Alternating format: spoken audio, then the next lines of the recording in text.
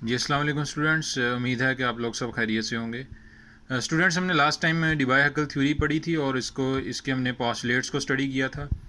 तो इसमें हमने स्ट्रॉन्ग इलेक्ट्रोलाइट को का एक्शन देखा कि सॉल्यूशन के अंदर कंसनट्रेटेड फॉर्म में मॉडरेट कंसनट्रेशन पे और उसका हाईली डाइल्यूटेड फॉर्म में उसकी कंडक्टिविटी को हमने डिस्कस किया।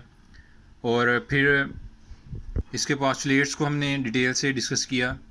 तो हमने रिलैक्सेशन इफ़ेक्ट को स्टडी किया और इलेक्ट्रोफोरेटिक इफ़ेक्ट को डिस्कस किया कि उसकी कंडक्टेंस जो थी हमारे पास इलेक्ट्रोलाइट की एट एनी डाइल्यूशन और एट इन्फिनिट डाइल्यूशन, उसको हमने स्टडी किया।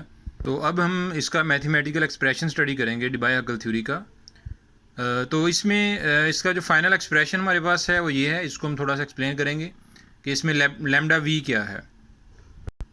तो लैम्डा वी हमारे पास कंडक्टेंस एट एनी डाइल्यूशन है, lambda infinity conductance at infinite dilution, D dielectric constant है। ठीक है, तो ये डाइलेक्ट्रिक कांस्टेंट स्टूडेंट्स क्या होता है? ये हमारे पास किसी भी इलेक्ट्रोलाइट की पोलराइजेशन पावर होती है कि कोई भी इलेक्ट्रोलाइट जिसको हम सॉल्वेंट में ऐड करें तो वो कितनी आसानी से आइंस में जा रहा है, उसकी स्ट्रेंथ है। ये हम इसको इलेक्ट्रोलिटिक पावर कह सकते हैं, पोलराइजेशन कह सकते हैं। ये डाइलेक्ट्रिक कांस्टेंट होता है। और ईटा ये है हमारे पास है, ये विस्कोसिटी है। टी टेम्परेचर है, किस टेम्परेचर पे हम जो है वो ये स्ट्रॉन्ग इलेक्ट्रोलाइट का सोल्यूशन जो है उसकी हम कंडक्टेंस को स्टडी कर रहे हैं। सी क्या है? कंसनट्रेशन है कि हमारा सोल्यूशन किस तरह कितना उसमें इलेक्ट्रोलाइट की क्या कंसनट्रेशन है।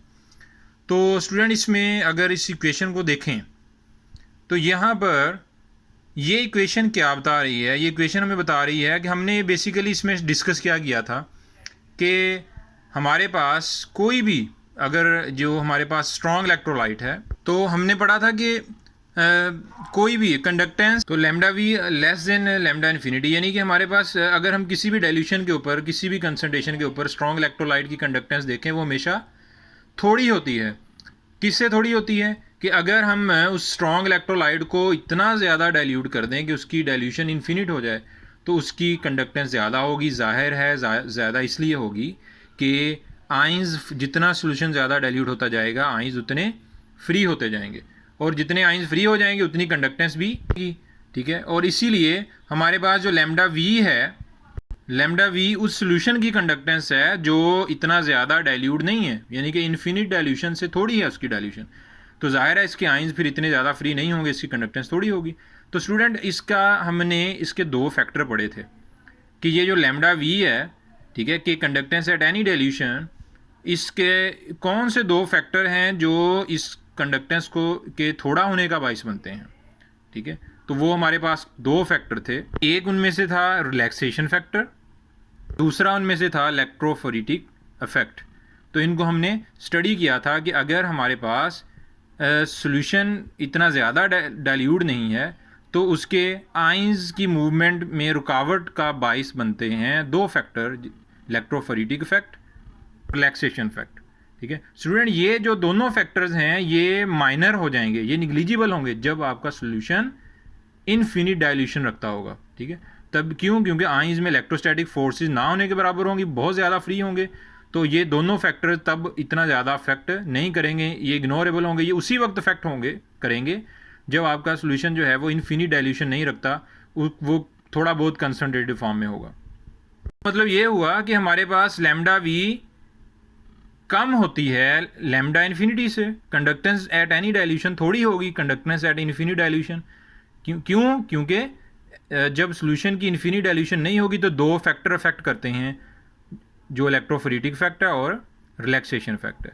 तो इसलिए हमारे पास यहाँ ये एक्सप्रेशन क्या बता रहा है?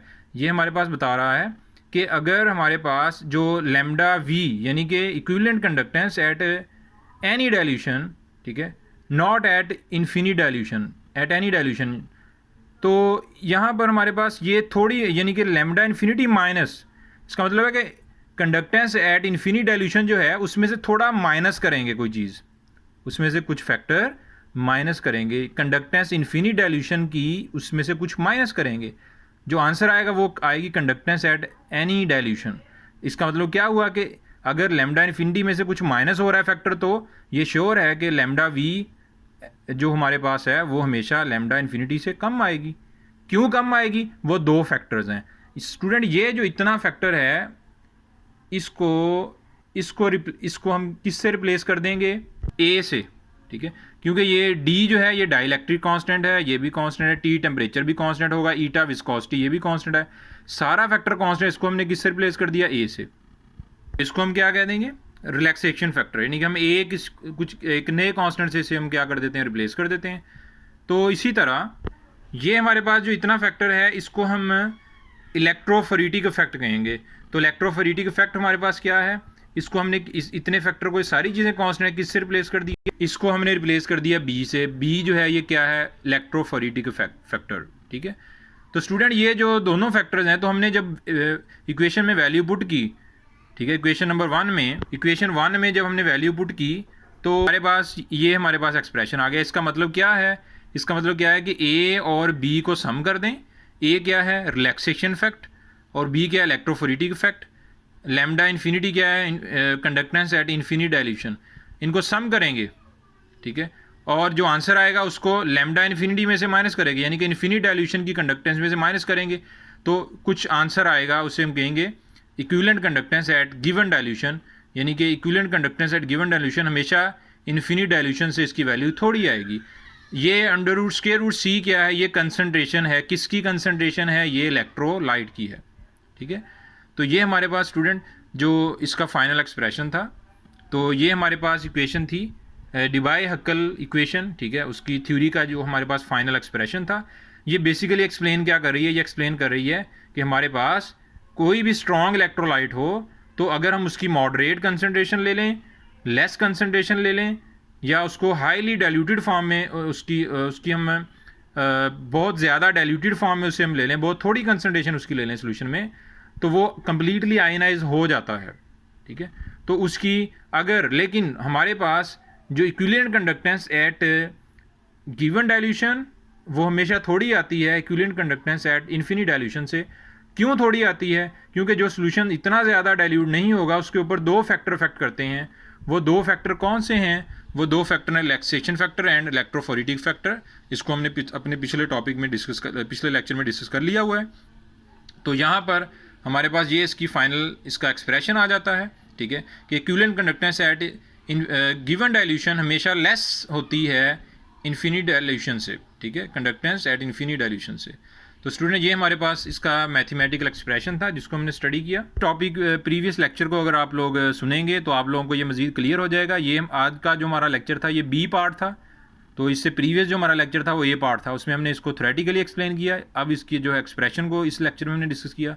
तो अगर आपने इस लेक्चर को अंडरस्टैंड करना है तो आपको पिछला लेक्चर लेना पड़ेगा जिसमें इलेक्ट्रोफोरेटिक इफेक्ट है, उसको आपने स्टडी करना है, ठीक है, और हमारे पास रिलैक्सेशन इफेक्ट है, उसको आपने स्टडी करना है। हमारे पास डिबाई-हक्कल थ्योरी के कुछ पॉस्टुलेट्स हैं जिनको हमने डिटेल से डिस्कस किया था, ठीक है, और ये 6 पॉस्टुलेट्स हैं। तो इनको आप लोगों को इन पॉस्टुलेट्स को अंडरस्टैंड करना ज़रूरी है। तो उसके बाद जो है आपका जो सेकंड लेक्चर जो है जो आज हमने डिलीवर किया, तो इसको आप लोग लेंगे, इसको सुनेंगे, समझेंगे, तो आप लोगों को इसका 100% जो है वो इंशाल्लाह आपको समझ आ जाएगी। तो स्टूडेंट्स अपना ख्याल रखिएगा। अल्लाह हाफिज़।